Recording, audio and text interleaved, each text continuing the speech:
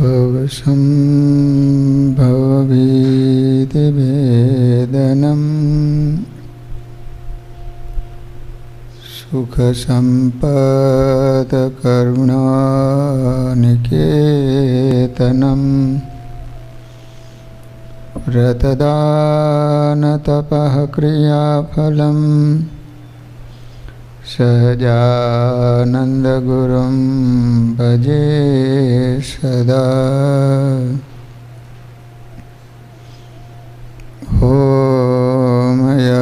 ओमयवतारिणे श्री स्वामिनारायणाय नमो नमः। श्री हरिकृष्णाय घनश्यामाय नीलकण्ठाय श्री सरयोदासाय नमो नमः। बोलो स्वामिनारायण भगवाननी जय। श्री हरिकृष्ण महाराजनी जय। श्री राधा कृष्ण देवनी जय। श्री नरनारायण देवनी जय। श्री लक्ष्मीनारायण देवनी जय। બધા જ હરિભક્તોને ઘણા ભાવથી જય સ્વામિનારાયણ। વાલા ભક્તજનો, આપણે નેનપુર ગામના દેવજી ભગત એમનું ચરિત્ર શ્રવણ કરી રહ્યા છીએ। દેવજી ભગતની સ્થિતિ કોઈ યોગી પુરુષથી ઉતરતી નહોતી। એ દેખાતા હતા સાદા અને સરળ ખેડૂત, પણ એનો માહિલો વિરક્તિથી ભરેલો હતો, પ્રેમ ભક્તિથી ભરપૂર હતો। સંસારની સર્વ ક્રિયાઓ કરવા છતાં એને જરા પણ એનું બંધન કે આસક્તિ નહોતી। સંયમ અને જીતેન્દ્રિયપણાનું એમનું અંગ હતું। રાત્રિ દિવસ એમનો અંતરનો તાર ભગવાન શ્રી સ્વામિનારાયણ સાથે જોડાયેલો રહેતો। સાંસારિક પ્રવાહોની વાતો ઝડપથી ભૂલી જતા। સંભાળવા જેવું છે તે સ્વામિનારાયણ મહામંત્ર જપાવા લાગતો। માળાના મણકા ઉપર આંગળીઓ ફરવા લાગતી અને નામનો રસ રગરગમાં વ્યાપી જતો। દેવજી ભગતનો સંસાર સુખી હતો, ઘર પરિવાર નાનો હતો, ગામમાં સારી આબરૂ હતી, પતિ પત્ની બે અને ત્રીજો મહામૂલા રત્ન જેવો જુવાન પુત્ર હતો। બધા સત્સંગના રંગે રંગાયેલા હતા, એટલે જ એમનું ઘર નહીં પણ મંદિર હતું। દેવજી ભગતના પુત્રને જોઈ ગામ લોકો કહેતા, ભગત તમારે તો ભારે નિરાય, દેવના દીધેલા જેવો દીકરો છે, તમારો બધો ભાર માથે લઈ લીધો છે। ભગત કહેતા, હા બાપલિયા, આ તો ભગવાન શ્રી સ્વામિનારાયણની કૃપા છે। ખરેખર ભગતનો દીકરો ભગવાને દીધેલો હતો। યુવાન ઉંમર થઈ હતી, પણ યુવાની એને સ્પર્શી નહોતી। મહારાજની કૃપાથી એમને પણ અખંડ ભજન થતું। સંબંધીઓ દેવજી ભગતને એને પરણાવવાની વાતો કરતા, પણ મોરના ઈંડા ચિતરવા ન પડે, બાપની જેમ દીકરો પણ જગતના ભાવોથી વિરક્ત હતો। એમને પરણવાની વાતને વચ્ચેથી રોકી દીધી અને પોતાને પરણવાની ઈચ્છા જ નથી એવું સ્પષ્ટ કહી દીધું। દીકરાની ના સાંભળી મા બાપ રાજી થયા। સાથે સાથે મનમાં થોડી ચિંતા થઈ, કારણ કે જગતની માયાને તરવી ખૂબ કઠણ છે। દીકરો અત્યારે તો ના પાડે, પરંતુ પછી મન ફરશે તો. માટે પતિ પત્ની બંને મહારાજને પ્રાર્થના કરે, મહારાજ અમારે કે અમારા દીકરાને સંસારના પ્રવાહમાં તણાવવું નથી, અમારા તારણહાર તમે છો, રક્ષા કરજો. થોડા દિવસો પસાર થયા. મહારાજે જાણે ભગતની પ્રાર્થના સાંભળી, પણ થોડી અવળી રીતે ભગતનું ખરું પારખું લીધું. એકનો એક જુવાન જોધ દીકરો 2 દિવસની ટૂંકી માંદગી બાદ સદાયને માટે દેહ છોડી મહારાજની સેવામાં પહોંચી ગયો. ભગવાનને પણ શું સૂઝ્યું, આ તે કેવું દુઃખ આપ્યું. દીકરો બાપને વડાવે, ક્રિયા કરે, ત્યારે અહીં તો ઉલટું થયું. બાપે દીકરાને કાંધ આપી, અગ્નિ આપ્યો અને ક્રિયા કરી. દેવજી ભગત પણ હારે એવા નહોતા હો. એમણે ગુણાતીત સાધુઓના સત્સંગરૂપી અમૃતના પાને અને જ્ઞાને કરીને હૃદયને કેવું કેળવ્યું હતું કે ગમે એવા સાંસારિક પદાર્થોના હાનિ લાભથી કોઈ પ્રકારના હર્ષ શોકને પામતું નહોતું. સાંખ્ય વિચારને જાણે ઘોડીને પીએ ગયા હતા. અંતિમ વિધિ પૂરો થયો. સંબંધીઓ ખરખરે આવવા લાગ્યા, રોકડ કરવા લાગ્યા. ત્યારે ભગત એને સમજાવતા અને કહેતા, ભાઈઓ મારા દીકરાના મરણનો શોક મને નથી, તો તમે શા માટે રડો છો? આ તો પૂર્વનો કોઈ સંસ્કારી જીવ હશે, અમારે એને કોઈ લેણ દેણ રહી ગઈ હશે એટલે પૂરી કરવા આવ્યો. લેણ દેણ પૂરી થઈ એટલે એમના રસ્તે ચાલ્યો ગયો, એમાં શોક શું કરવો? અને હા, અમારા માથે સ્વયં પૂર્ણ પુરુષોત્તમ ભગવાન સ્વામિનારાયણ અને એમને અખંડ ધારી રહેલા સંતોની અનંત કૃપા છે. તે મારો દીકરો આ સંસારના કૂટણાને છોડી ભગવાનના ધામના સુખે સુખીઓ થયો, એમાં શોક શું કરવો? આ રીતે ખરેખરે આવેલા સંબંધીઓને ખરી સમજણની વાતો કરીને વડાવતા, ત્યારે આશ્ચર્યથી ભગત સામે જોતા અને ભગતની સહજાનંદી સમજણને મનોમન વંદન કરતા હતા. પથ્થર દિલના માણસનું પણ હૃદય પીગળી જાય એવી ઘટના હતી હો. છતાં દેવજી ભગત સમજણે કરીને સ્થિર થઈને રહ્યા હતા. એ બેઠા બેઠા વિચારે ચડતા, જેને સ્વયં અક્ષરધામનું રાજ્ય મળ્યું હોય એની પાછળ શોક શું કરવો? અનંત કોટી બ્રહ્માંડોમાં ધાર્યું ધણીનું થાય. આપનાર પણ એ જ છે, લેનાર પણ એ જ છે. તો પછી જે થયું એની પાછળ રડવાથી પાછો તો નથી આવી જવાનો. પણ આ વાત હું સમજું છું, મારા ઘરેથી સમજે છે, પણ નાતીલા થોડા સમજે છે. એ આવશે, રોકકડ કરશે, સાથે સાથે આપણને પણ રડાવશે. રડવું એ ભગવાન સ્વામિનારાયણના આશ્રિતને શોભે નહીં.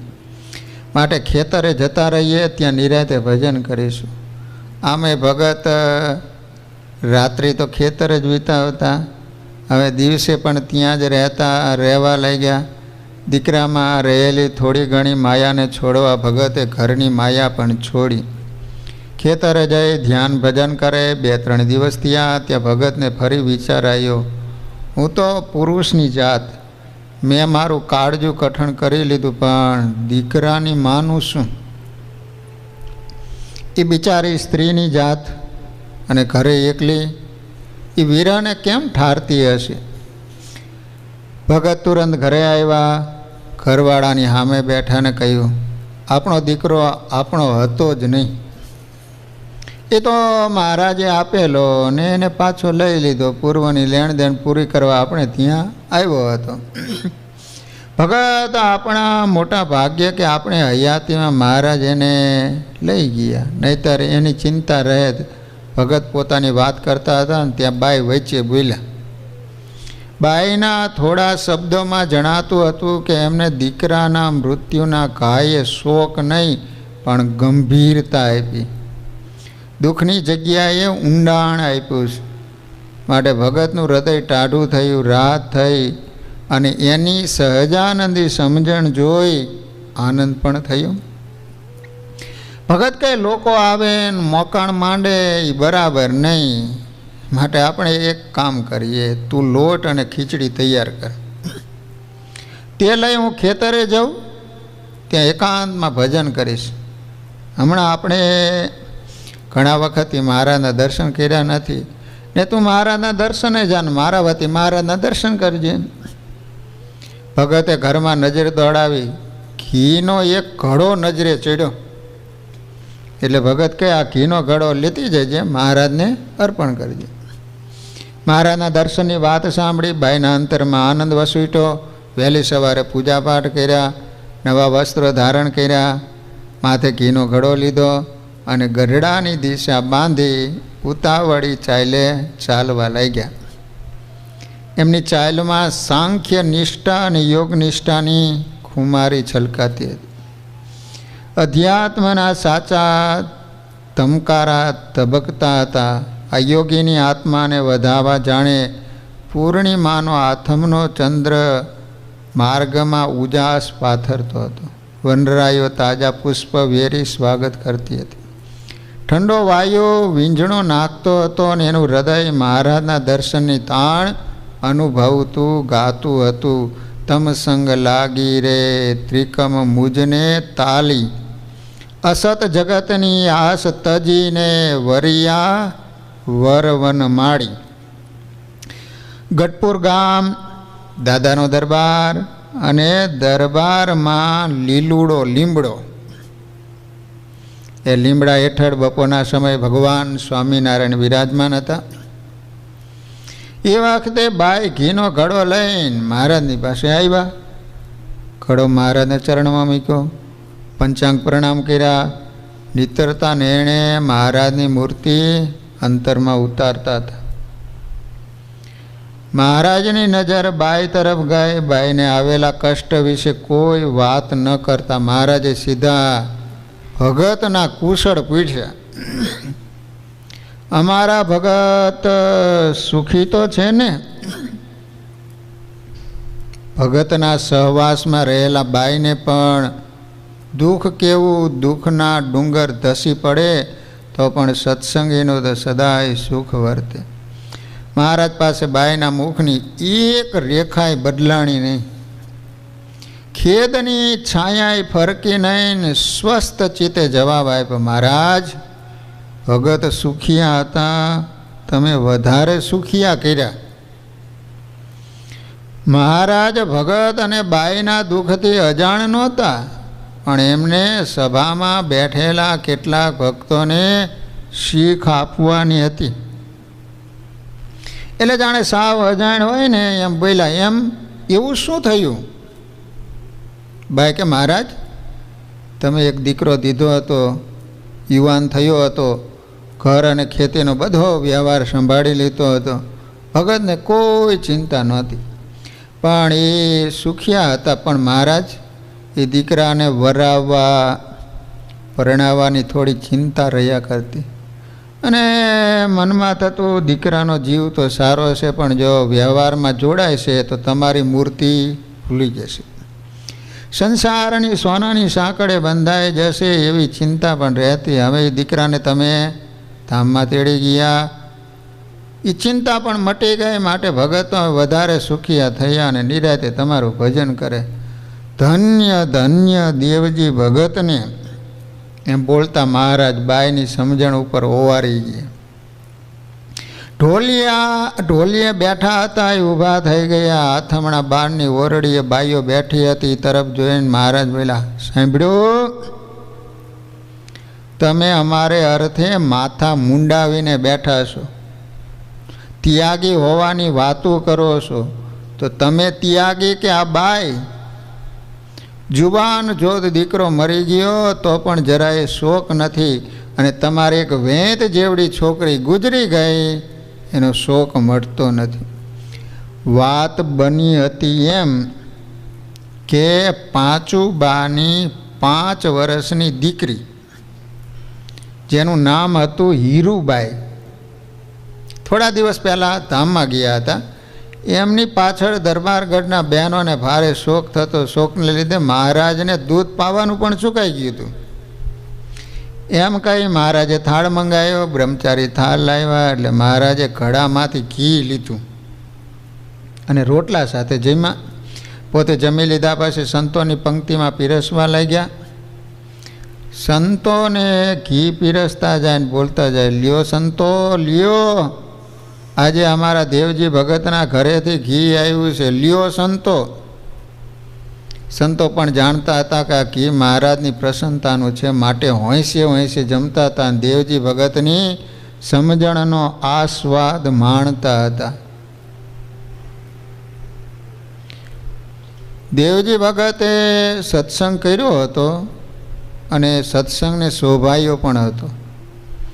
એમના પ્રેમ અને ભક્તિથી ભરેલા હૃદયમાં સેવાએ સુગંધ પૂરી હતી. એમને જેવું ભજન ધ્યાનનું અંગ હતું ને એવું જ સેવાનું પણ ભારે અંગ હતું. અવારનવાર તેઓ મહારાજ અને સંતોની ભારપૂર્વક તન મન અને ધનથી સેવા કરતા.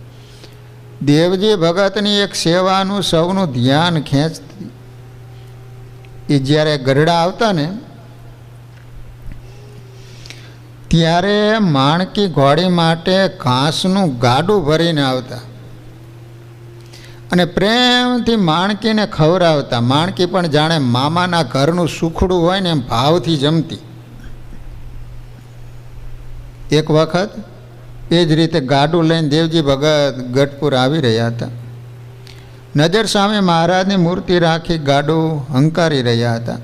મુખમાં સ્વામિનારાયણ નામ ગૂંજતું હતું અને મન ક્યારનું ગઢપુર પહોંચી ગયું હતું. એ વખતે એક સત્સંગી સામે મળ્યા અને ભગતે ઓળખી ગયા એટલે જય સ્વામિનારાયણ કયા. ભગતે ગાડું ઊભું રાખ્યું. ખબર અંતર પૂછ્યા. ભગત આનંદમાં હતા. પેલા સત્સંગી સમજી ગયા કે દેવજી ભગતને હજુ સમાચાર મળ્યા નથી લાગતા. એટલે નજીક આવીને પૂછ્યું, ભગત આ ઘાસનું ગાડું ભરીને ક્યાં ચાલ્યા? દેવજી ભગત હરખતે અહીંયા બોલ્યા, આ ઘાસ તો મહારાજની માણકી ઘોડી માટે લઈ જાઉં છું. સત્સંગી કઠણ કલેજે બોલ્યા, દેવજી ભગત હવે આ ઘાસ માણકી નહીં ખાય બાપ. ભગત કે કેમ ભાઈ એવું કેમ બોલો છો? પહેલાં સત્સંગીને ગળે ડૂમો ભરાઈ ગયો. મોંમાંથી શબ્દો નીકળતા નથી. આંખમાંથી આંસુડાની ધાર થાય છે. થોડી વાર મૂંગા રહી હળવેકથી બોલ્યા, ભગત આપણો પ્રાણ આધાર મહારાજ સ્વધામ સીધાવ્યા છે. એમના વિરહમાં માણકીએ અનજળનો ત્યાગ કર્યો છે. આટલા શબ્દો સાંભળતા જ ભગત શુદ્ધ બુદ્ધ વિસરી ગયા. દેહનું ભાન ભૂલી ગયા. ગાડાની ઊંધેથી જમીન ઉપર ઢળી પડ્યા.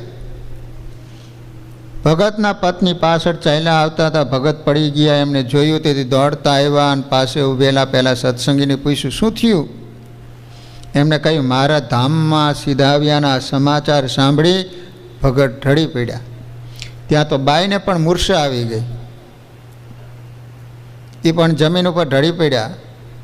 થોડી વાર પછી બંનેને સુધ આવી એટલે પાણી પાયું, આશ્વાસન આપ્યું, વિગતે વાત કરી, ગઢપુર તરફ રવાના કર્યા.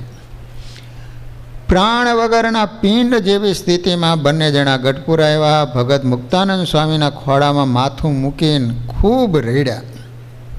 સ્વામીએ સાંત્વના આપી. પછી ભગત થોડોક સમય ગઢપુર રોકાઈ નેનપુર આવ્યા. જીવ્યાને ત્યાં સુધી મહારાજના વિરાગ્નિમાં તપતા રહ્યા. આવી ઊંચ સ્થિતિને વરેલા ભગતને મહારાજે પોતાની પહેલી માળાના પહેલા મણકામાં સ્થાન આપ્યું હતું. અને જ્યારે ભગત સાંભળતા ત્યારે મહારાજનું મુખ મલકાઈ ઉઠતું. લો આવા હતા નેનપુર ગામના દેવજી ભગત કે સંસારમાં રહેવા છતાંય પણ કમળવત નિર્લેપ રહ્યા.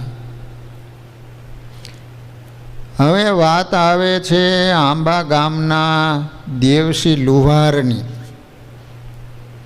ભગવાન શ્રી સ્વામિનારાયણને એમના સંતોના વિચરણને લીધે આમ જનતાની મનોવૃત્તિમાં જબરદસ્ત પરિવર્તન આવ્યું હતું. ભગવાન શ્રી સ્વામિનારાયણ અને એમના સંતો ઉચ્ચ નીચના ભેદ જોયા સિવાય નાનામાં નાના માણસને ઝૂંપડે જતા ઉતરતી ગણાતી કોમોમાં ભગવાન શ્રી સ્વામિનારાયણે અને એમના સંતો ઉજળા સદાચારનું સિંચન કર્યું હતું. એમના અંતરને આધ્યાત્મિક સમૃદ્ધિથી છલકાવી દીધું હતું.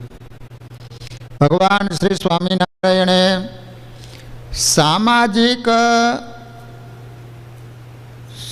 સમરસતાની સ્થાપના માટે ભારતીય સંત પરંપરાને શોભે એવો હૃદય પરિવર્તન અને સંસ્કાર પરિવર્તનનો માર્ગ અપનાવ્યો હતો.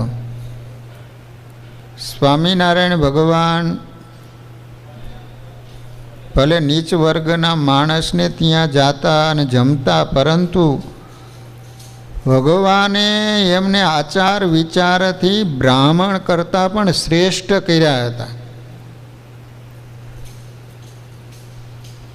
નાનામાં નાના અને પછાત ગણાતા વર્ગમાં દારૂ માંસ છોડાવ્યા હતા. પ્રામાણિકતા અને સદાચારના સિંચન કર્યા હતા. ભગવાન શ્રી સ્વામિનારાયણ અને એમના સંતોના ઉપદેશને પરિણામે સમાજમાં નાની ગણાતી કોમો પણ બ્રાહ્મણોની જેમ ગાળવું, ચાળવું, સ્નાન, પૂજા પાઠ વગેરે ઉજળા આચાર પાડતી હતી. પરિણામે લોકોમાં કહેવત પડી હતી કે સ્વામિનારાયણનો ધર્મ એટલે ઉજળો ધર્મ. આ અનુયાયી વર્ગમાં આચારથી ઉજળા અનુયાયીઓનો વર્ગ બ્રાહ્મણો કરતાં પણ મોટી સંખ્યામાં હતો. છાણીના તેજા બાપા કવિશ્વર નારાયણદાસ જૂનાગઢના લીંબલી ગામનો સગરામો, ટીંબી ગામના વીરા સાંખળ, અમરા ભગત, પીઠા ભગત જેવા સેંકડો ભક્તોના સુંદર પ્રસંગો સત્સંગના સાહિત્યમાં સુપ્રસિદ્ધ છે. આ યાદીને લંબાવતા લુહાર જ્ઞાતિમાં એક રત્ન ભગત થઈ ગયા, જે હતા આંબા ગામના દેવસી ભગત.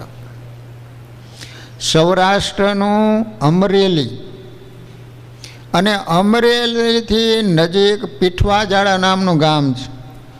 ગામમાં ચારેય વર્ણની વસ્તી ભગવાન સ્વામિનારાયણના પવિત્ર સંતોના આ ગામમાં પગલાં થવાથી થોડા લોકોના હૃદયમાં ભક્તિની લીલોતરી જામેલી હતી. આ જ ગામમાં 8-10 લુહારના ઘર પીઠવાજાળ પરંપરાગત ધંધો કરીને ગુજરાન ચલાવે.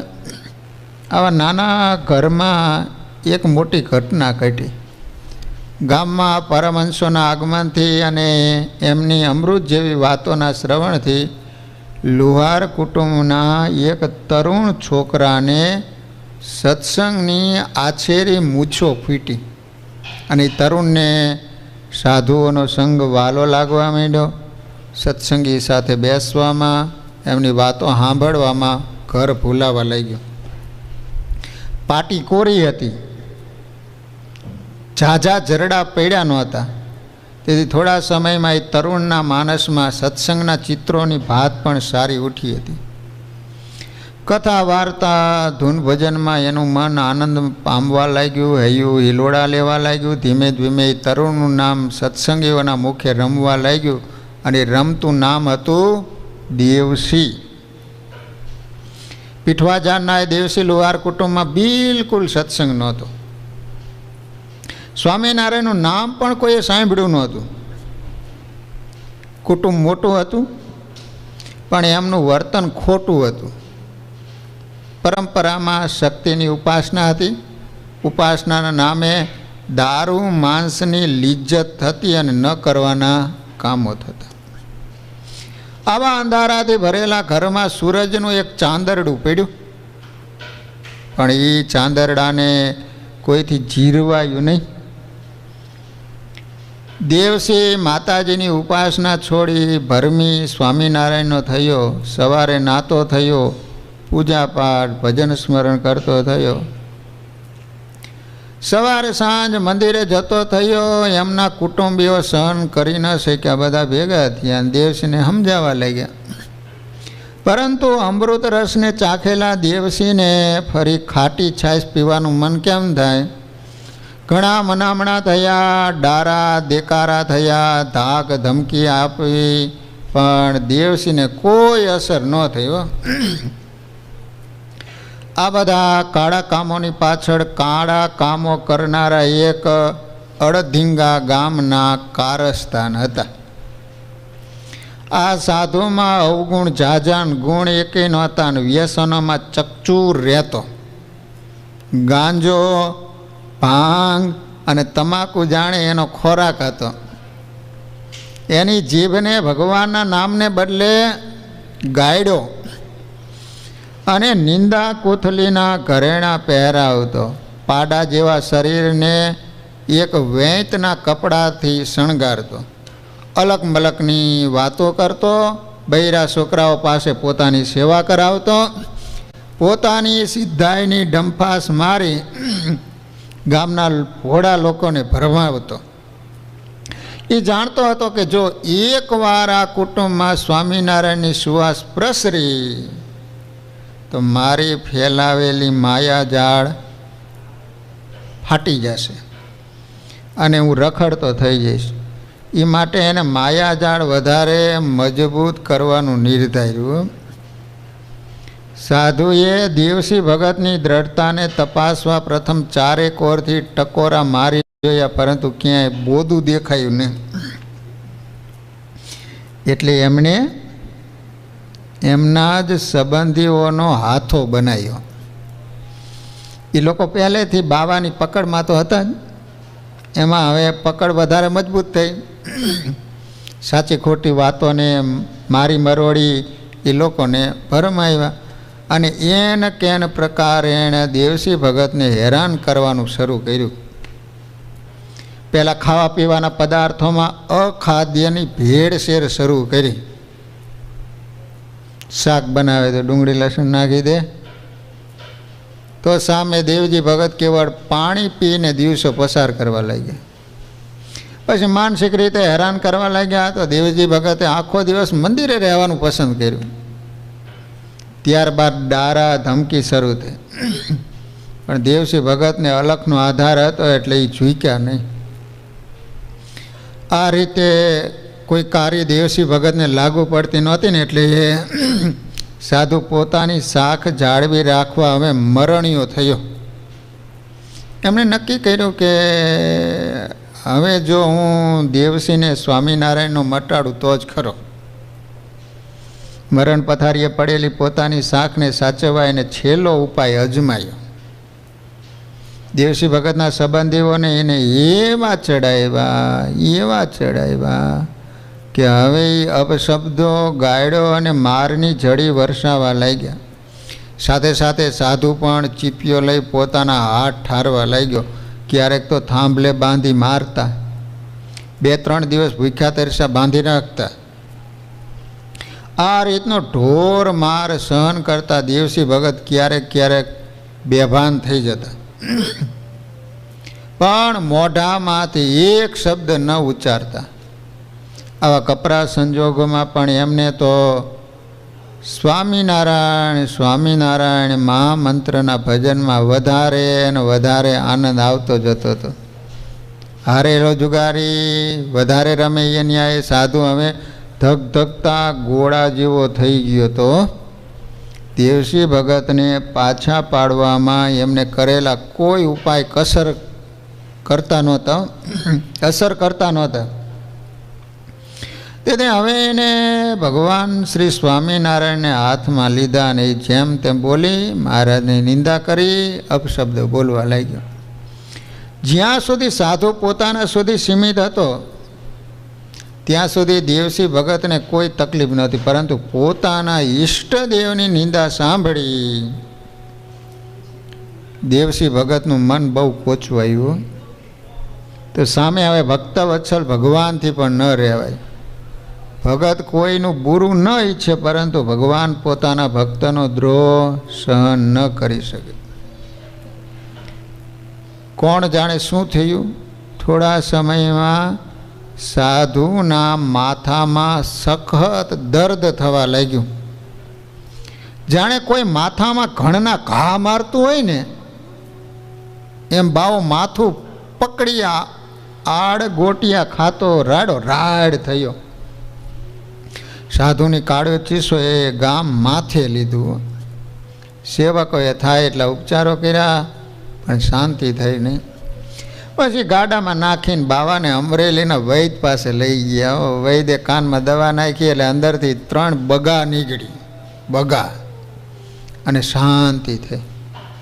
જમના દ્વારેથી પાછા ફરેલા સાધુને આટલું દુઃખ ભોગવ્યા પછી પણ સદબુદ્ધિ ન આવ્યો. પાછો પીઠવા જાળમાં આવ્યો. દેવસી ભગતને હેરાન કરવા લાગ્યો. ફરીથી માથામાં ભયંકર દુખાવો શરૂ થયો. પાછા અમરેલી લઈ ગયા, પણ ત્યાં કોઈ ઉપચાર થયો નહીં. ત્યાંથી બગસરા લઈ ગયા. ત્યાંના વૈદ્યના ઉપચારોથી થોડી શાંતિ થઈ. થોડા દિવસ ત્યાં રોકાયા. ફરી પાછા પીઠવા જળમાં આવ્યા અને માથાનું દર્દ શરૂ થયું. હવે સાધુની બુદ્ધિમાં સવડા વિચારોના અંકુર ફીટા ભાન થયું કે મેં દેવસીને વગર વાંકે દુઃખ દીધું, એનું જ આ પરિણામ છે. એમના ભગવાને મને આ સજા આપી, હવે મારાથી આ ગામમાં ન રહેવાય. એ પછી સાધુ પીઠવા જાળ છોડી સદાયને માટે ભાગી ગયો. દેવસી ભગતના સત્સંગના બળની સામે પાખંડનો પરાજય થયો.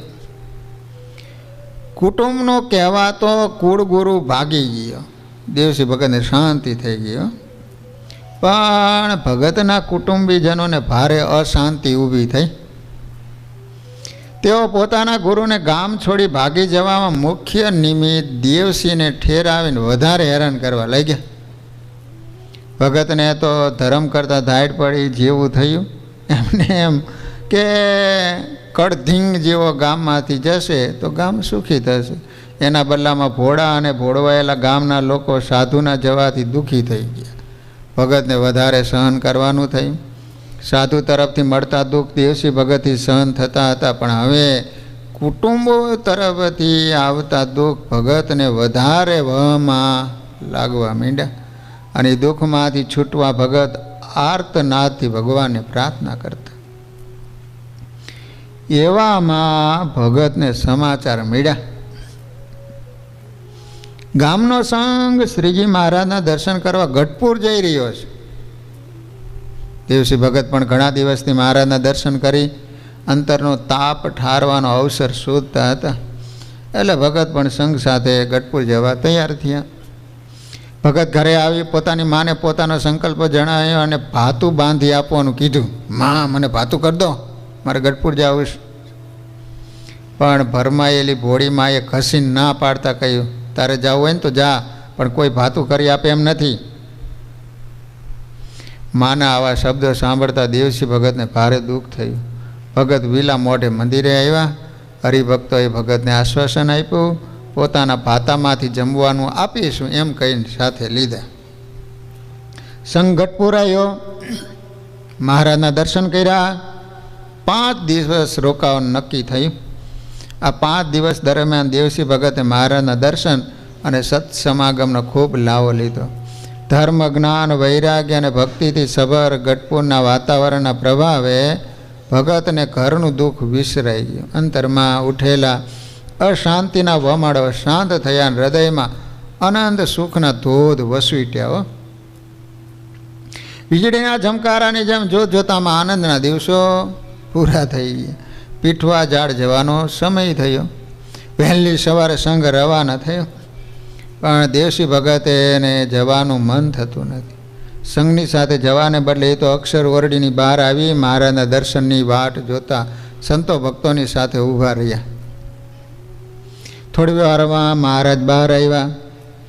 અક્ષર ઓરડીના ઉગમણા ખૂમે ઓસરી ઉપર દાંતણ કરતા બેઠા સંતો ભક્તો ભાવથી મહારાજની નીતિ ક્રિયાના દર્શન કરી રહ્યા હતા. મહારાજે દાંતણ કરી રહ્યા પછી દેવસી ભગત સામે જોયું, નજીક બોલાવ્યાને કહ્યું, કેમ ભગત, સુખિયા તો છો ને? દેવસી ભગત હાથ જોડીને બોલ્યા, હા મહારાજ, આપની કૃપાથી અનાળી બાવાનું દુઃખ તો ટેડ્યું,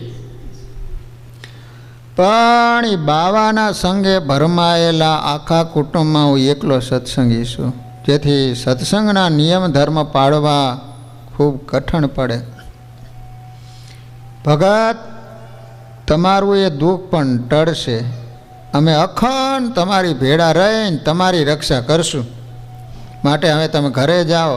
તમારો સંગ દૂર પહોંચી ગયો હશે, એમની સાથે થઈ જાયજો. એમ કહીને મહારાજ ઊભા થયા, સ્નાન કરવા ઓરડીમાં ગયા. દેવસી ભગત મહારાજને પગે લાગીને ચાલતા થયા.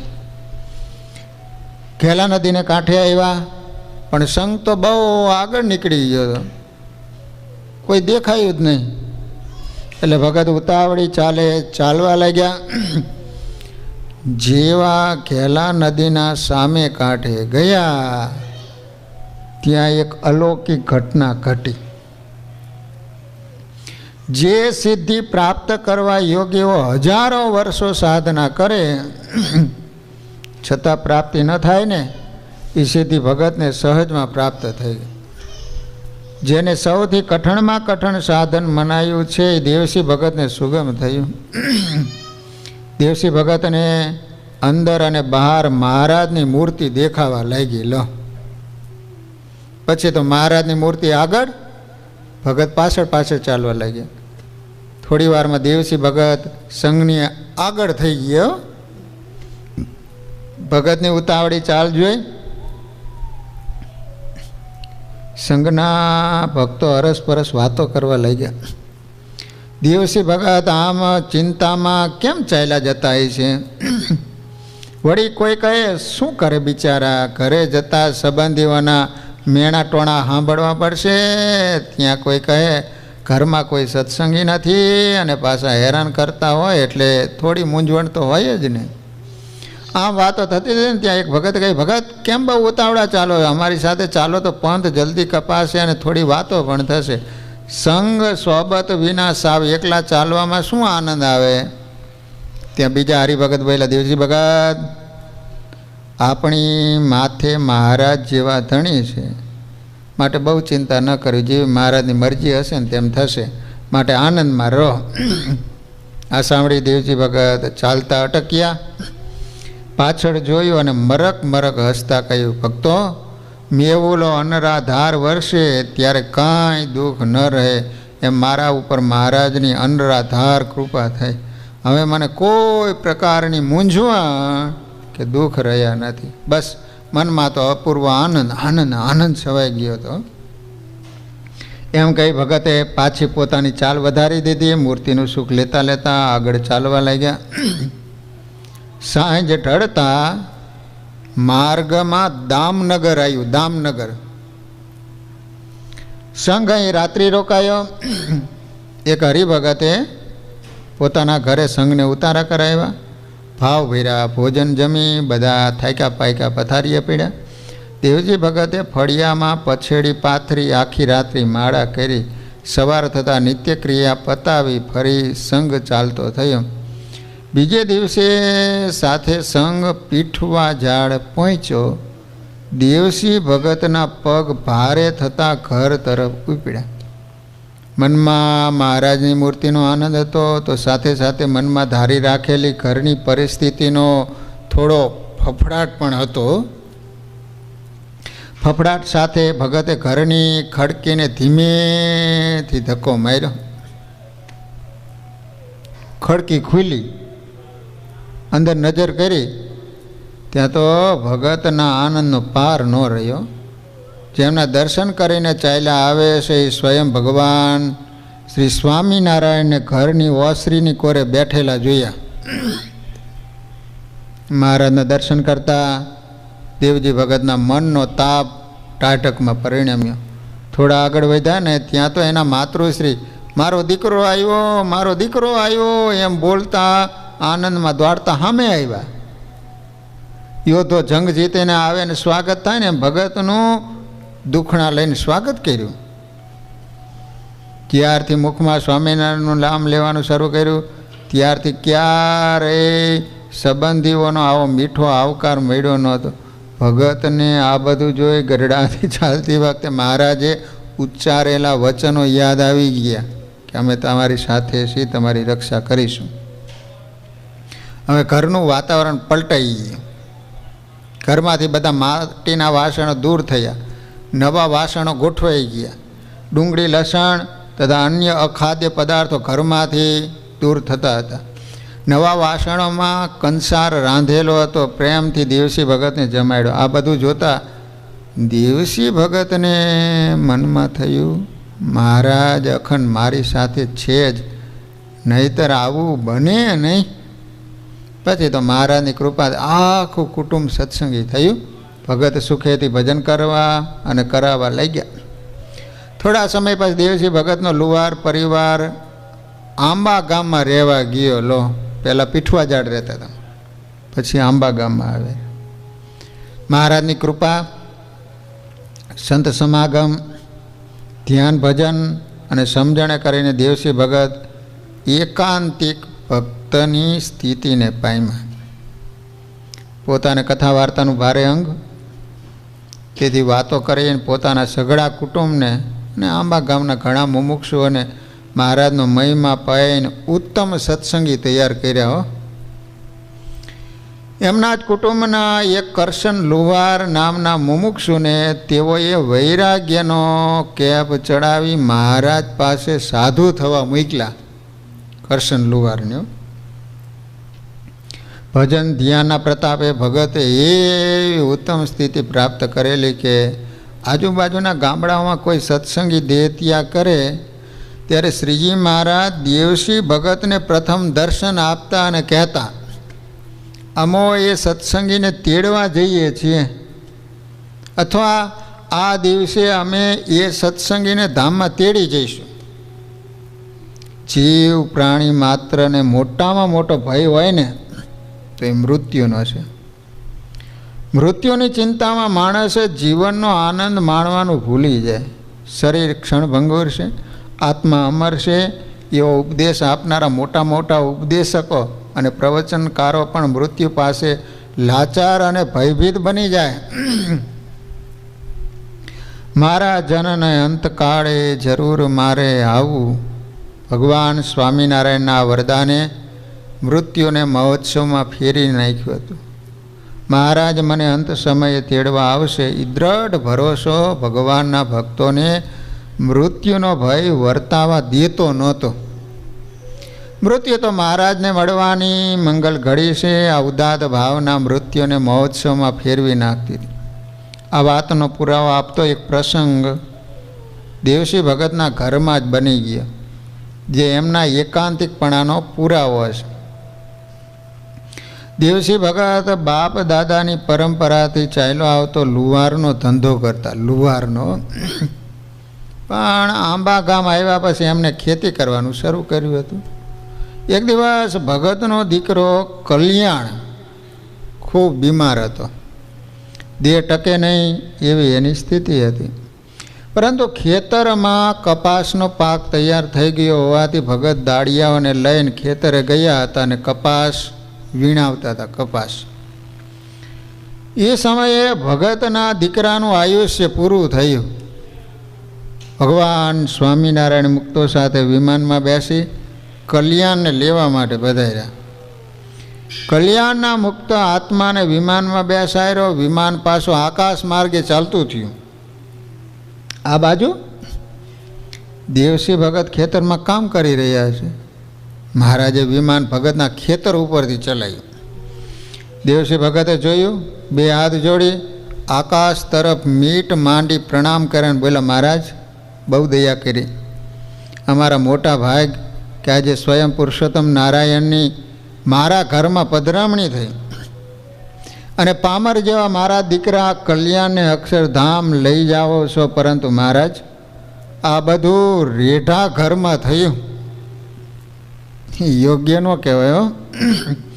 જો હું હાજર હોત ને તો તમારી સરભરા તો થાત. દેવસી ભગતની મીઠી ટકોર સાંભળી મહારાજ મરમાળું હસ્યા. પાછું વિમાન અક્ષરની વાટે સડસડાટ ગતિ કરવા લાગ્યું. ભગત એ દિશામાં પ્રણામ કરતાં કરતાં કાલાવાલા કરતા હતા. આ બાજુ ખેતરમાં કામ કરી રહેલા મજૂરો ભગતની અચરજભરી ક્રિયા જોઈ રહ્યા હતા અને ભ્રામિક વાત સાંભળી રહ્યા હતા. એમાંથી એક મજૂરે હસતા હસતા ભગતને કહ્યું, બાબા આમ ઊંચું જોઈને શું બબડાટ કરો છો? બીજા કોઈને ભગવાન દેખાતા નહોતા. બિચારા જગતના પામર જીવ નાના ભગતની મોટી સ્થિતિને શું સમજે? અને એ સમજવાની એમને ગતાગમ પણ શું હોય? ભગત એમની જાડી બુદ્ધિને સમજાવતા કહે, આ તો મારા ભગવાન સ્વામિનારાયણનો પ્રતાપ છે. એ મારા કલ્યાણને વિમાન લઈ તેડવા આવ્યા હતા. એ લઈને જતાં જતાં મને દર્શન દેવા અહીં ઊભા રહ્યા. હું એમના દર્શન કરતો હતો અને વાત પણ એમની સાથે કરતો હતો. ભગતની વાત સાંભળી મજૂરો એકબીજા સામું જોઈ ડાઢમાં હસવા લાગ્યા અને વાતો કરવા લાગ્યા. અહીં વિમાન કેવું, બાબાના ભગવાન કેવા. ઢળતી ઉંમરે હવે બાબાનું ચસકી ગયું લાગે છે ને બકવા ઉપડ્યો છે. મજૂરોની ક્ષમતા ભગત સમજતા હતા. એટલે એમની વાત સાંભળી ભગતને કોઈ દુઃખ પણ નહોતી. હસવું આવ્યું. ત્યાં કલ્યાણનો દીકરો દોડતો દોડતો ખેતરે આવ્યો ને ભગતને વાત કરી, બાપા એ આપા જલ્દી ઘરે આવો, મારા બાપાએ દેહ મેલી દીધો. છોકરાની વાત સાંભળી મજૂરો સ્તબ્ધ થઈ ગયા. એમને ભગતની સ્થિતિની ઓળખાણ થઈ. ભારે સંકોચ સાથે એમણે ભગતને કહ્યું, બાપા એ આપા તમે સાચા અને તમારા ભગવાન પણ સાચા. તમારી વાતો અમારા ગજા બહારની છે, એ અમને ન સમજાયો. દેવસી ભગતે મજૂરોને છૂટા કર્યા. પૌત્ર સાથે ઘર તરફ ચાલવા લાગ્યા. ભગવાન સ્વામિનારાયણના અમોઘ ઐશ્વર્યના પ્રતાપે નાના નાના માણસો મૃત્યુના અસહ્ય આઘાતમાંથી પડવારમાં ઉગરી જતા હતા. વિષમ પરિસ્થિતિમાં પણ એમના ધૈર્ય અને હિંમત ટકી રહેતા હતા. મારો દીકરો અક્ષરધામની ગાદીએ બેઠો ત્યારે રડવાનું ન હોય. આવી અપૂર્વ સ્થિતિ પ્રજ્ઞ સ્થિતિ પુરાએ પરિવારમાં પ્રગટી હતી. વજ્રાઘાત જેવા દુઃખના પ્રહાર આસાનીથી ઝીલાઈ જતા હતા. ભગવાન સ્વામિનારાયણના આશ્રિતો માટે મૃત્યુ અમંગલ નથી પરંતુ મંગલ છે. માટે દેવસી ભગતને કલ્યાણના મૃત્યુ પછી દુઃખ નહીં પણ આનંદ હતો.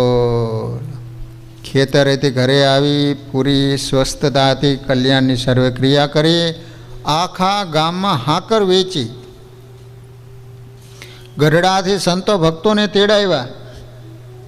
7 દિવસનો મોટો ઉત્સવ કર્યો.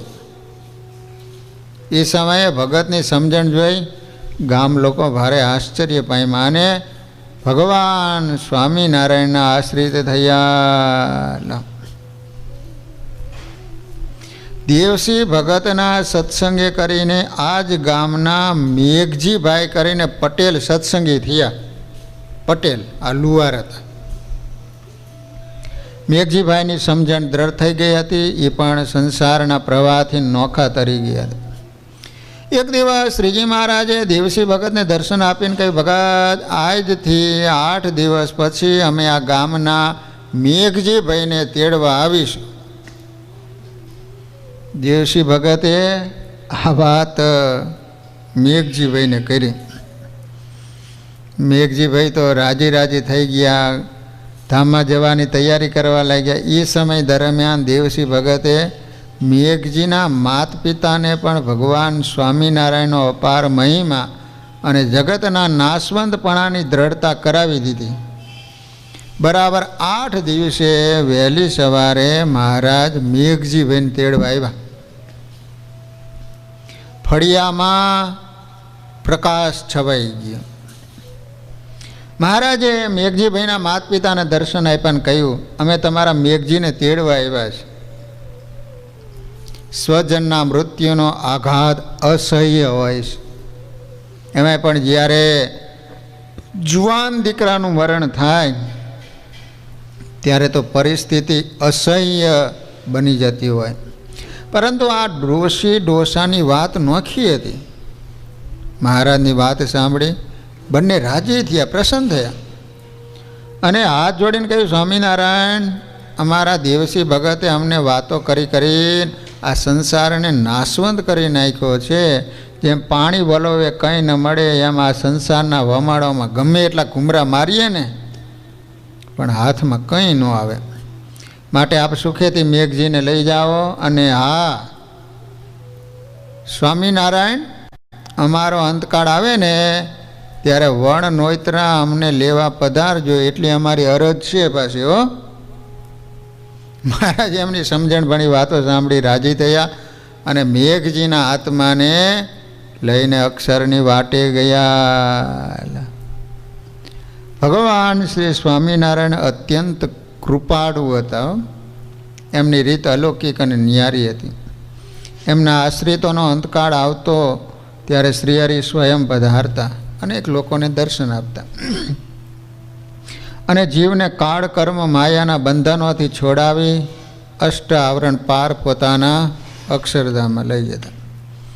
આ વાત સંપ્રદાયમાં સર્વવિદિત છે, કારણ કે ગામો ગામ અને ઘરો ઘર આવા પ્રસંગો વારંવાર બન્યા હોય છે. કોઈના માતા પિતા, ભાઈ બહેન કે પરિવારના સભ્યોને જ્યારે ભગવાન સ્વામિનારાયણ તેડવા પધારે ને ત્યારે ઘરના અન્ય સભ્યો અને ગામ લોકોને પણ એ દિવ્ય અનુભૂતિ થતી હો. આનાથી વધારે આશ્ચર્યની વાત તો એ છે કે એમના આશ્રિત સંતો ભક્તો કે સ્વયં પોતાના ઉપયોગમાં આવતા પશુ, પંખી, વૃક્ષ, વેલી જેવા પામર જીવોને પણ ભગવાન શ્રી સ્વામિનારાયણ સ્વયં અંતકાળે તેડવા આવતા. આવા અનેક પ્રસંગો સ્વામિનારાયણ સંપ્રદાયમાં પ્રસિદ્ધ છે.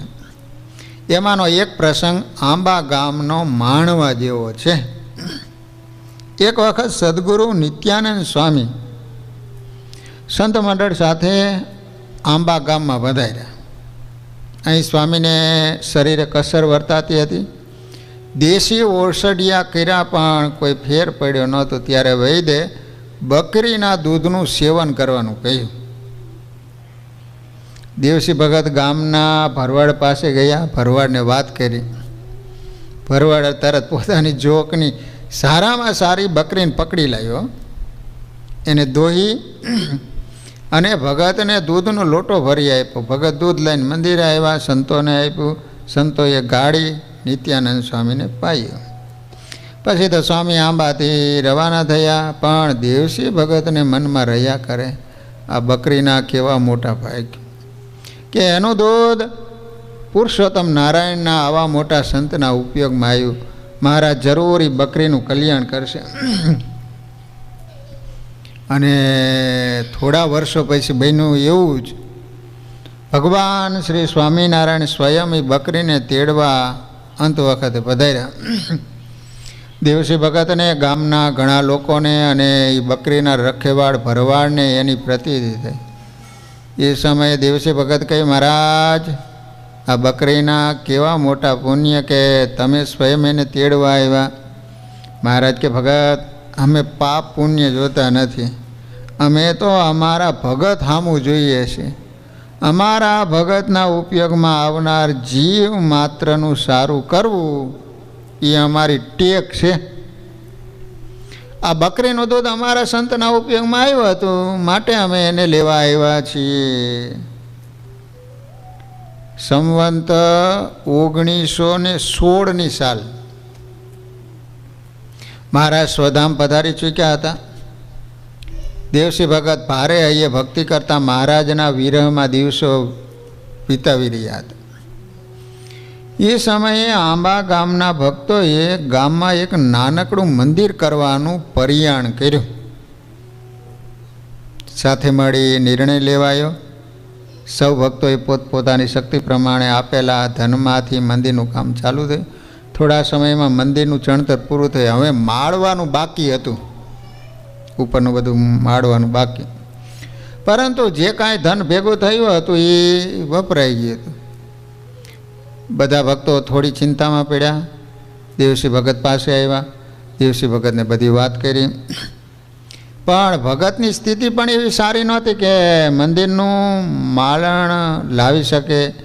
તેથી દેવસી ભગત કહી, ભક્તો માફ કરજો, મારે પણ હમણાં એવી સગવડ નથી. ભગતની વાત સાંભળી ભક્તો નિરાશ થઈને જતા રહ્યા. સાંજનો સમય થયો. દેવસી ભગતે ઘરમાં આરતી કરી. એ વખતે ભગત વિચારમાં ચડ્યા. પૈસા વિના ભગવાનનું મંદિર અધૂરું રહે એ તો ખોટું કહેવાય. કોઈ પણ રીતે મંદિર તૈયાર થવું જોઈએ, પણ કઈ રીતે? વિચાર ચાલતા રહ્યા. રાત્રિ વીતતી ગઈ. બીજા દિવસનો સૂર્ય ઉગ્યો. ભગત નિત્ય ક્રિયામાં પરવારી ગામતરે જવા તૈયાર થયા. ઘરમાં જે કાંઈ બાઈ માણસના ઘરેણાં હતા ને સાથે લીધા, સીધા ભાવનગર આવ્યા. સોની બજારમાં જઈને ઘરેણાં વેચ્યા. જે પૈસા આવ્યા એનું માળણ લઈ સાંજ પડતા પાછા આંબાગામ આવી ગયા. થોડા દિવસમાં મંદિર માળાઈને પૂરું થયું. સંતોને તેડાવી, મૂર્તિઓ પધરાવી, ધામધૂમથી ઉત્સવ ઉજવાય. પણ હવે ખરી મુશ્કેલી શરૂ થઈ. ઘરમાં ખાવાનું પૂરું થયું. પૈસા નામે દોકડો કે ઘરેણા નામે નાકની નથડી ન મળે. ગામમાં કોઈની પાસે લેવા જાય તો પડી તેલે કોઈ ન આપે. હવે ખાવું શું? કહે છે ને કે દુઃખના દાડા સામટા આવે. અહીં દેવસી ભગતને પણ એમ જ થયું. એકાએક એમના દીકરાના લગ્ન ગોઠવાયા હતા, ત્યાંથી વધામણું આવ્યું. દેવસી ભગતે એને વધાવ્યા, પણ શરત એ મુકાય કે જો રૂપિયા 500 રોકડા આપો તો દીકરો પરણીને વહુને ઘરે લાવે. દેવસી ભગત ભારે ચિંતામાં છે. પૈસા ક્યાંથી લાવવા એ સૂઝતું નથી. જો વ્યવસ્થા ન થાય તો દીકરાના લગ્ન તૂટવાની બીક છે. ચિંતામાં ભગત રાત્રિના સમયે ખાટલામાં પીડા પડખા ફેરવે. સ્વામિનારાયણ સ્વામિનારાયણ જાપ જપે. આવા કઠણ સમયે ભગત ધીરજ રાખી રસ્તો શોધે છે. પણ ભગતના ભગવાનની ધીરજ હવે ડગી ગયો. ભગત જીતી ગયા અને ભગવાન હારી ગયા. મંદિર બનાવવા પોતાનું સર્વસ્વનું દાન કરનાર ભગતની કસોટી ભગવાન વધારે ન લઈ શક્યા. રાત્રિના સમયે મહારાજ દિવ્ય સ્વરૂપે દેવસી ભગત પાસે આવ્યા. ભગતને કહ્યું, ભગત બધી ચિંતા મૂકી સવારે જાન લઈ જવાની તૈયારી કરો. તમારી બધી વ્યવસ્થા હું જાતે કરીશ. આટલું કહીને ભગવાન અદૃશ્ય થઈ ગયા ને ભગતના પંડમાં પ્રાણ પૂરતા ગયા. સવાર પડી. દેવસી ભગતે વરરાજાને તૈયાર કર્યો. ઢોલીને બોલાવી ઢોલ વગડાવ્યા. ગામમાં ગોળ દાણા વેચાયા. સગા સંબંધીઓની સાથે ભગત જાન લઈને અમરેલી આવ્યા. વેવાય પક્ષે જાનનું સ્વાગત કર્યું. ઉતારા આપ્યા, જમાડ્યા અને સાંજે વર પરણાવા માંડવે લાવ્યા. ત્યાં વેવાય આગળ આવ્યા ને દેવસી ભગતને કહે, પહેલાં 500 રૂપિયા માંડવો ચૂકવું, પછી વરરાજાના વધામણા થશે. ભગત તો નચિંત હતા. તેઓ હસ્યાન મહારાજને શોધવા ચારે બાજુ જોવા લાગ્યા. એ સમયે દૂરથી ભગત એક વાણિયાને આવતો જોયો. વાણિયાના વેશમાં ભગવાન શ્રી સ્વામિનારાયણ ચાલ્યા આવતા હતા. હાથમાં થેલી હતી. માથે મોટી વાળેલી પાઘ હતી. કાનમાં કલમ ખોઈશી હતી. બોલપેન હતી. સફેદ ધોતી, પીળી બંડી પહેરી હતી. 10 આંગળીએ સોનાના વેટ અને કાંડે કડા જગારા મારતા હતા. જગારા. પગમાં પહેરેલી મોજડીનો છટા છટાક અવાજ આવતો હતો. દેદીપ્યમાન વણિકને આવતા જોઈ બધાનું ધ્યાન એ તરફ ગયું. વણિક માંડવે આવ્યા. પોતાના હાથમાં રહેલ રૂપિયાની થેલી ભગતના વેવાઈના હાથમાં હોંપી. રૂપિયાના રણકારા જેવા અવાજે બોલ્યા, પૂરા 500 છે, ગણી લ્યો. વેવાઈએ થેલી ખોલી. રૂપિયાના ચડકારથી આંખો અંજાઈ ગઈ. એને ગામના હોનીને બોલાવી રૂપિયાની ખરાઈ કરાવી. હોની કહે, મારી જિંદગીમાં આવા રૂપિયા મેં ક્યારેય જોયા નથી હો. એ સમયે દેવસી ભગત કે આ રૂપિયા ખોટા ન હોય, કારણ કે એ જૂનાગઢની પુરુષોત્તમ શેઠની પેઢીના છે અને સ્વયં પુરુષોત્તમ શેઠ પોતે લઈને આવ્યા છે. ભગતની વાત સાંભળી મહારાજ મંદ મંદ હસવા માંડ્યા. ધીરેથી માંડવાથી બહાર નીકળી ગયા. ભગતે વાજતે ગાજતે દીકરાના લગ્ન કર્યા. લો, ભરભીડ ગામના વતની મેઘજી લુહાર દેવસી ભગતના સંબંધી થતા. એક વખત સાધુ એમના ગુરુ હતા અને એ મેઘજીના ઘરે જ રહેતા હો. જગતમાં જે કાંઈ અવગુણ કહેવાય ને તમામ અવગુણોથી સાધુ શોભતા હતા. ભોળા ગામ લોકો અને મેઘજીના પરિવાર ઉપર સાધુએ એવો જાદુ પાથરો હતો કે એ તમામ અવગુણોને એ લોકો દેખતા જ નહોતા. મન કર્મ વચને એની સેવા કરતા અને પેડો બોલ ઝીલતા. એક વખત દેવસી ભગતને ભરભીડ આવવાનું થયું. ભરભીડ નામનું ગામ છે. એટલે મેઘજીના ઘરે શંકરના પોઠિયા જેવા ગુરુને જોયા. એ ગુરુની સેવામાં બેન દીકરીઓ હતી જે એમની બધી સેવા કરતી. ગુરુના પગ દબાવતી, ચલમમાં ગાંજો ભરી આપતી ને અવનવા પકવાનો જમાડતી. દેવસી ભગતે મેઘજીને એક બાજુ બોલાયો અને કહ્યું, ભાઈ આ બધું શું છે? પોતે વ્યસનથી બદીઓથી ભરેલો હોય, બીજાને શું છોડાવે? મેઘજી, જો તને મનાય તો આવા ગુરુ આપણને ન શોભે. આવા અડધીંગા જેવા એમનું તો કલ્યાણ બગાડે, સાથે સાથે આપણું પણ બગાડે. માટે જાજુ ન કહેતા આનો ત્યાગ કરો તો સારું. ભગતની વાત સાંભળી સાધુમાં મોહ પામેલા મેઘજીએ કહ્યું, દેવસીભાઈ, અમારા ગુરુ સિદ્ધ પુરુષ છે. અમને કેટલાય પરચા પીડ્યા છે, ત્યારે અમે એમાં જોડાયા છીએ. શું તમારા ગુરુ ક્યારે પરચા આપે છે?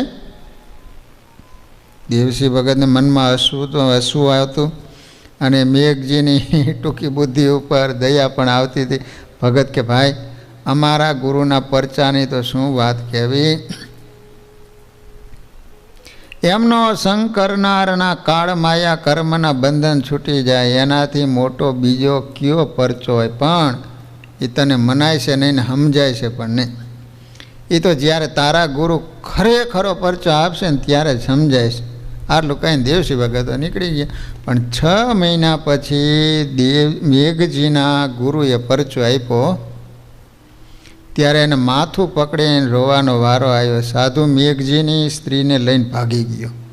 ખૂબ શોધખોળ કરી પણ ક્યાંય પત્તો લાગ્યો નહીં.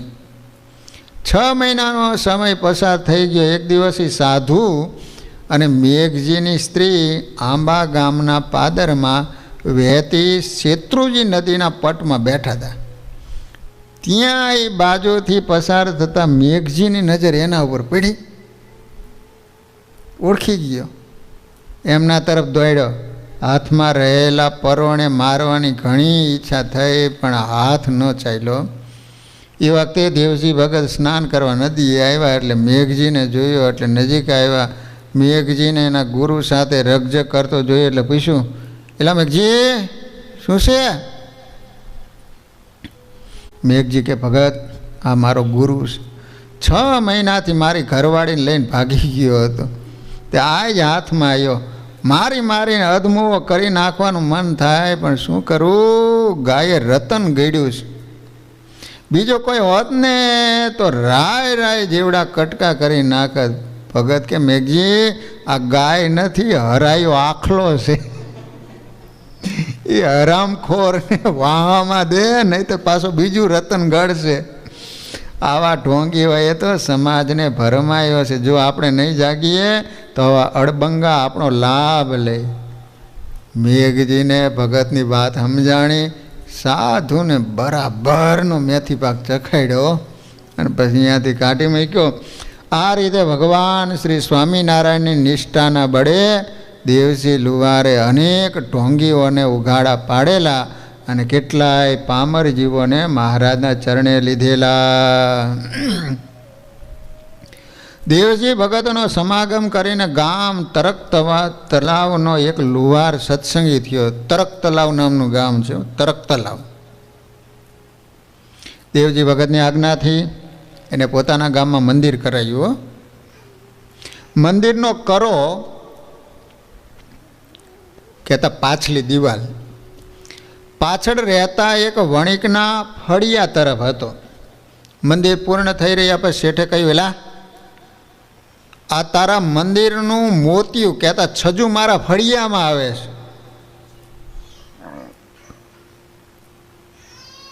માટે 2 હાથ કાપી નાખી.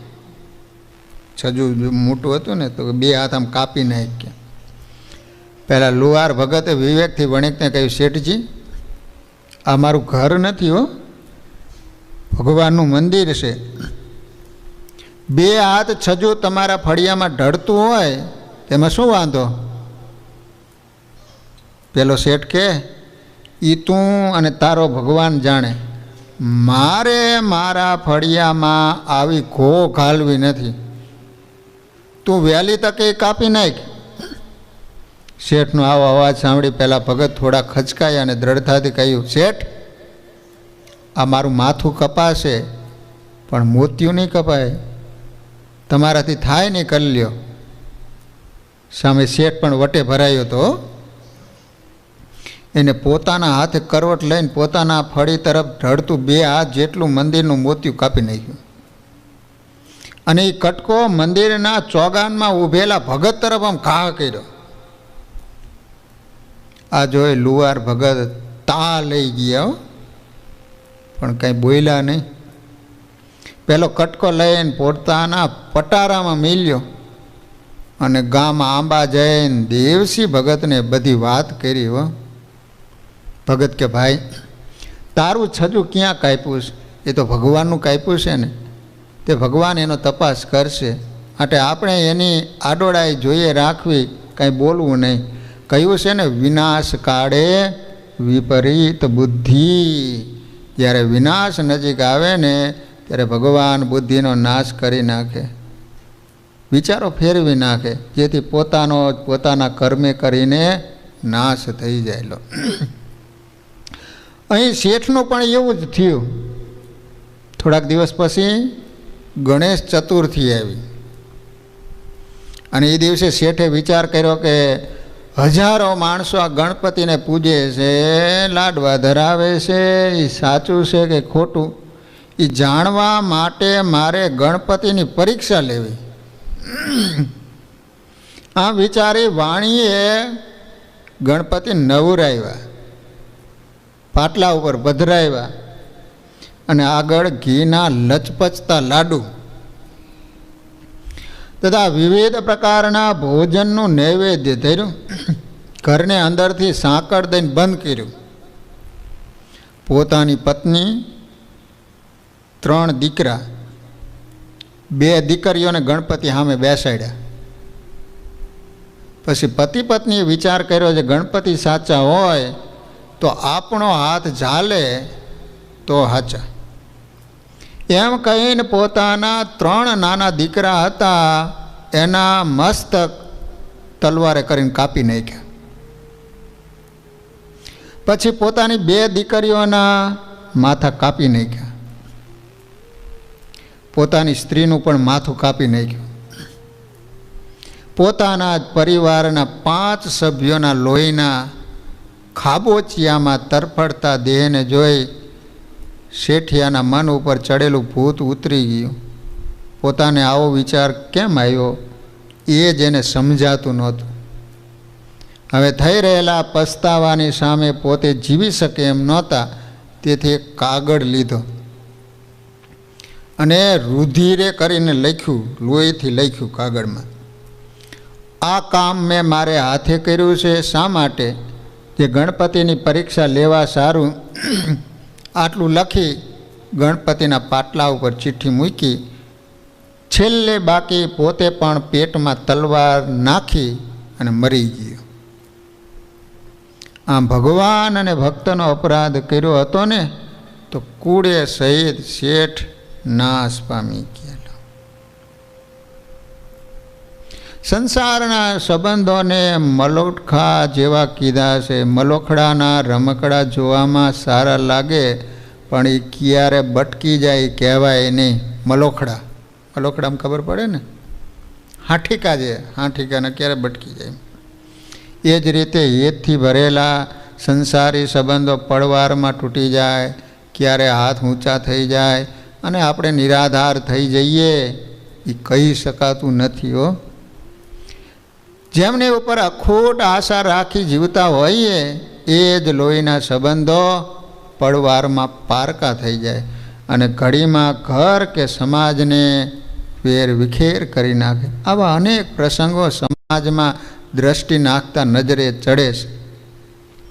એ જોઈ સાચા મુમુક્ષો પડવારમાં અળગા થઈ જાય, પણ મૂઢ અને ગમારને કોઈ ગતાગમ પડતી નથી.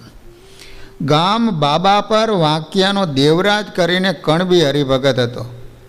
બાબા પર વાંકિયા બે, એક બાબા પર વાંકિયા કહેવાય. કણબી હરિભગત હતો. એક દિવસ ભગવાન સ્વામિનારાયણ એને દર્શન આપ્યા અને કહ્યું, આજથી 1 મહિના પછી તેને તેડવા આવશું. દેવરાજ એનું નામ હતું. મહારાજની વાત સાંભળી પ્રથમ તો ઘણો રાજી થયો, પણ 2-3 દિવસ પછી મનમાં વિચારોના ગોટા ચડવા માંડ્યા. અરે રે, આ બધું મેલીને મારે જવું પડશે. મારા મા બાપ, છોકરા છૈયા અને મારા ઉપર કેટલું હેત. હું ચાલ્યો જઈશ તો આ બધાનું શું થશે? એ મારા આધાર વિના નિરાધાર થઈ કેમ જીવશે? મોત સામે દેખાતું હતું, સતત મૃત્યુના ભણકારા વાગતા હતા. ભયના ઓથ હેઠે જીવતો દેવરાજ ગાંડા જેવો થઈ ગયો હતો. એની આવી સ્થિતિ જોઈ એના માતા પિતા, પત્ની ભારે ચિંતાતુર થયા. હવે શું કરવું? કોઈને કાંઈ સૂઝતું જ નહોતું. એવા વખતે દેવરાજ કહે, મને આંબા ગામના દેવસી ભગત પાસે લઈ જાવ, જરૂર કાંઈક ઉપાય શોધી કાઢશે. પછી તો ગાડું જોડાવી પોતાના માતા પિતા અને સ્ત્રીને સાથે લઈ દેવસી ભગત પાસે આવ્યા. ભગતના પગમાં પડી કહ્યું, બાબા, એ બાબા, મને મહારાજે દર્શન દીધા અને અરે વાહ, તારા મોટા ભાઈ કે તને મહારાજના દર્શન થયા. દેવસી ભગત કે હજુ દેવરાજ પોતાની વાત કરે ત્યાં ભગતે ખુશી વ્યક્ત કરતા કહ્યું, અરે બાબા, પૂરી વાત સાંભળો તો ખરા. મહારાજે દર્શન આપીને કહ્યું કે 1 મહિના પછી તને તેડવા આવે, પણ મારે હજુ ધામમાં નથી જવું. ભગત પોતાનું કપાળ કૂટીને કે, ઓ તારી, જે મુક્તિ મેળવવા યોગીઓ સાધનો કરીને તૂટી જાય, એ સામેથી વરવા આવેલી મુક્તિને તો ઠોકર મારે. તારી જેવો અભાગ્ય બીજો કોણ હોય? ભગત, એ બધી વાત સાચી, પણ મારા વગર આ બધાનું શું થાય? હારી લેતો જાય બધાને.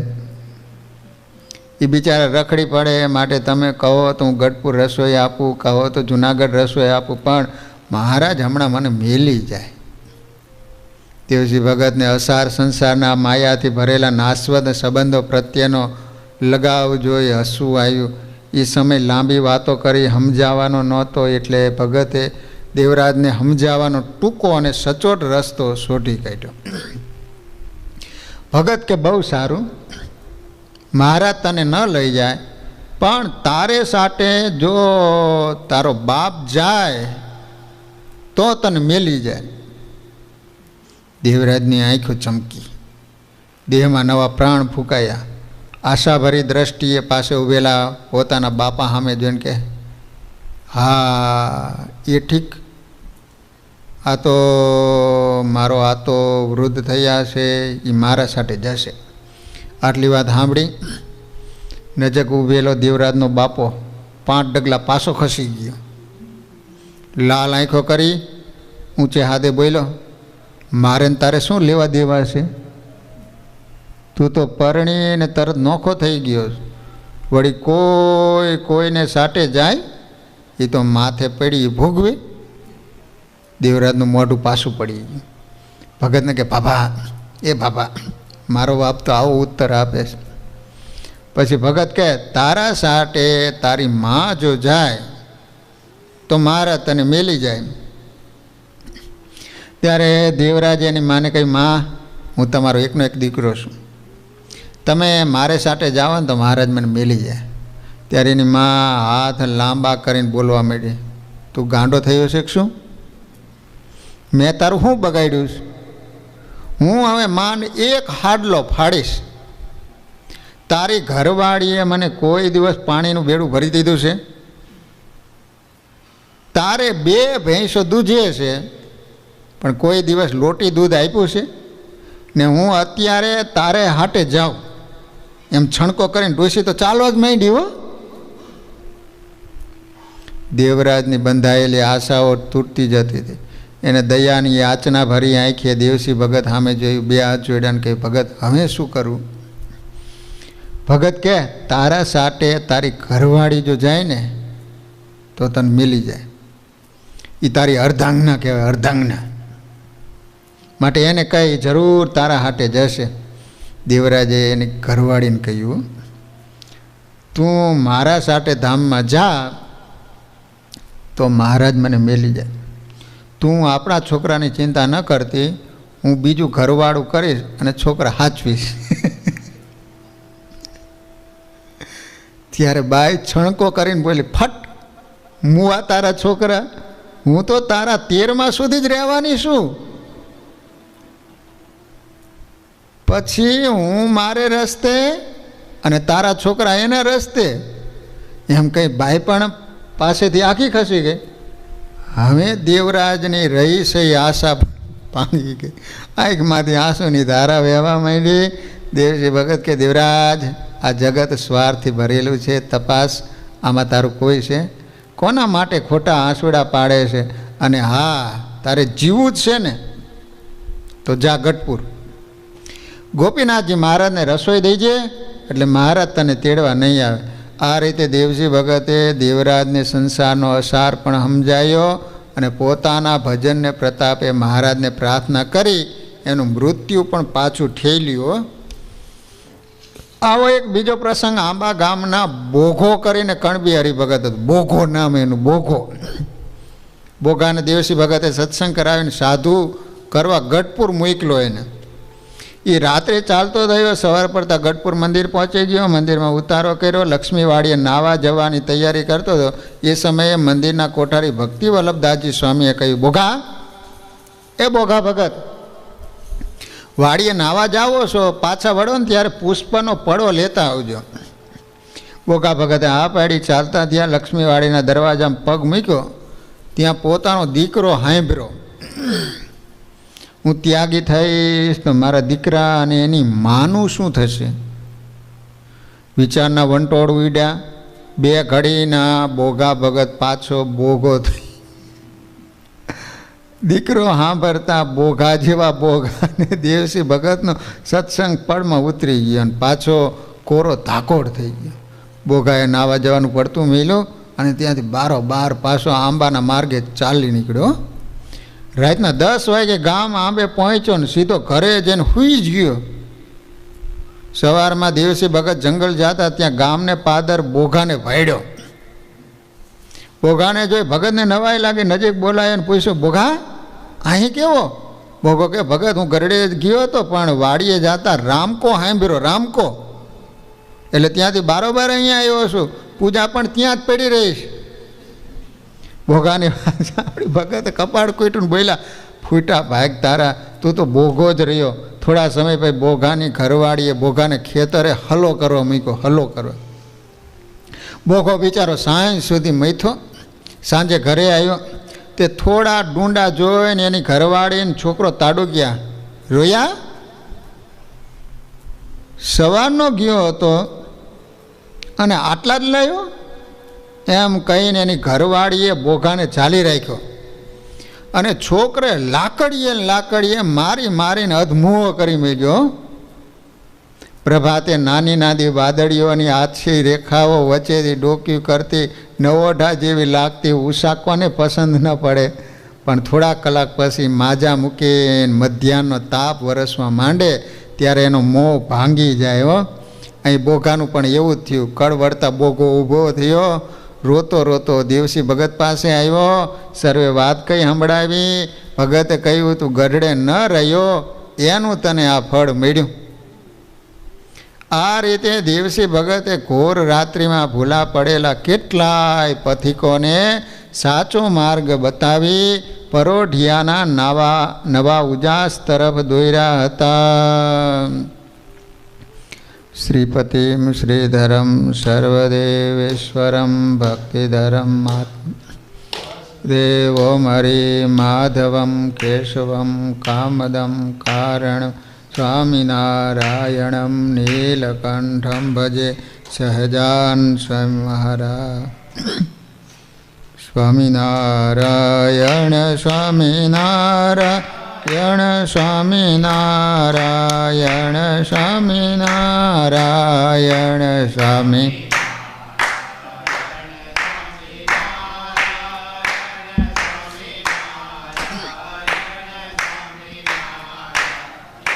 સ્વામિનારાયણ સ્વામિનારાયણ સ્વામિનારાયણ સ્વામિનારાયણ સ્વામી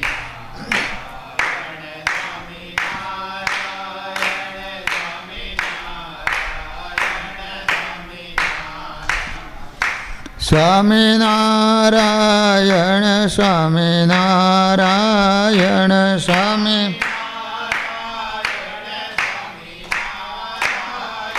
સ્વામિનારાયણ સ્વામિનારાયણ સ્વામિનારાયણ સ્વામિનારાયણ સ્વામી સ્વામિનારાયણ સ્વામિનારાયણ સ્વામિનારાયણ સ્વામિનારાયણ સ્વામિનારાયણ સ્વામિનારાયણ સહજાન સ્વામી મહારાજની શ્રી હરિકૃષ્ણ મહારાજની શ્રી રાધા કૃષ્ણ દેવની શ્રી નરનારાયણ દેવની શ્રી લક્ષ્મીનારાયણ દેવ